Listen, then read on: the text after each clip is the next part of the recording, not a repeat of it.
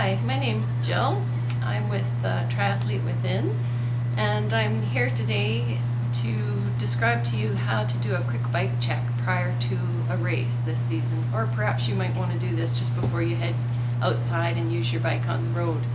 So a lot of the races now are not having a formalized bike check before your race.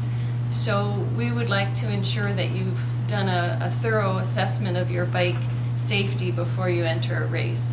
So I would suggest you do this a couple of days before the race, just in case there's something amiss with your bike and you need to take it to a shop for some professional technical work. Today we're using a road bike for this session. However, the same principles apply to a triathlon bike, a tri-specific bike, or a mountain bike. In this case, we'll simply use a road bike to demonstrate the key factors or the key things to go through when you're checking your bike for good bike safety. So the first thing you might want to do is stand in front of the front wheel and grip it between your legs and just try and move the handlebar back and forth and up and down and make sure that's good and solid and tight in here. And you might want to have on hand a tool and just quickly test and ensure that all the bolts holding the handlebar in place are good and snug. It's what we call a drop test, and that's simply lifting up your bike and dropping it down and listening for loose rattles or bolts. So if something is loose, you will probably hear that when you simply drop your bike a little bit.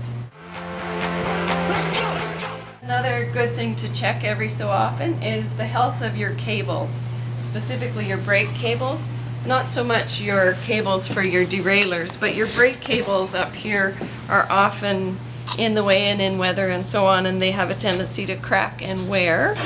And so just run your hands through it and ensure you don't have any splits or breaks in your brake cables. Give your brakes a squeeze and release. Squeeze and release, and you should watch and see that the brake actually squeezes the tire and then releases. So it'll clamp tight and then release. And you want to be sure that it's rebounding back.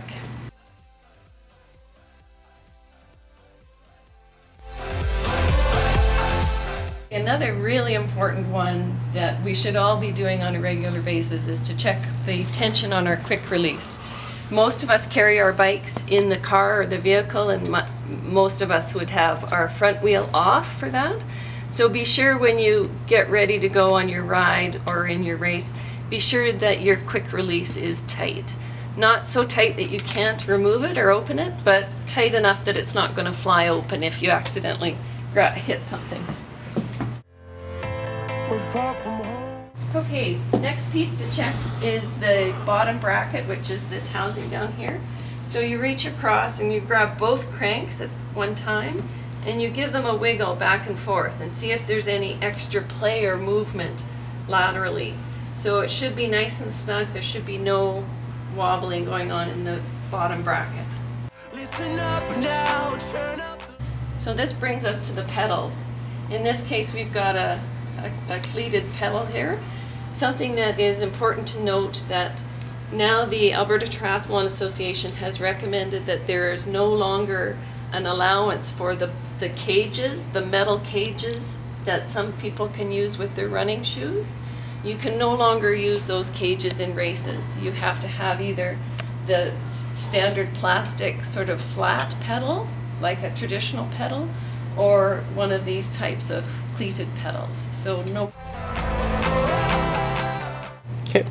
Okay, only a few more things to check. Of course, tires and tire pressure. So before you head out, make sure you've got sufficient air in your tires. The other thing to check is take a look at the tire itself and be sure there's no cracks or cuts or significant wear, and ensure your tire is in good health.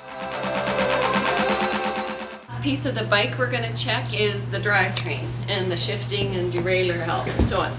So you want to check your front and rear derailleurs and make sure that the bike is shifting well. You can see I'm in the front, big ring, shift front, big ring to small ring. Make sure that's working okay. and then go to the back derailleur and make sure it's shifting okay.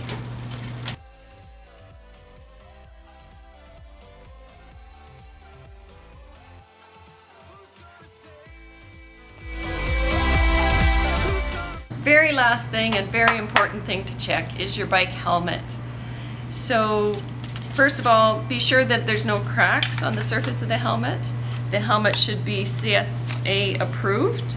There should be a sticker inside showing that it's up to snuff. How a bike helmet should fit is it should be worn low on the forehead. If you're wearing it back so that your forehead is exposed, it won't be much protection. You should be able to put a couple of fingers here underneath your chin, so that gives you enough room that your head can move without sort of strangling yourself. That's a good fit. And then another piece of information that helps is try to have these straps come and meet just under your earlobe. You've got the proper pedals on, so way to go.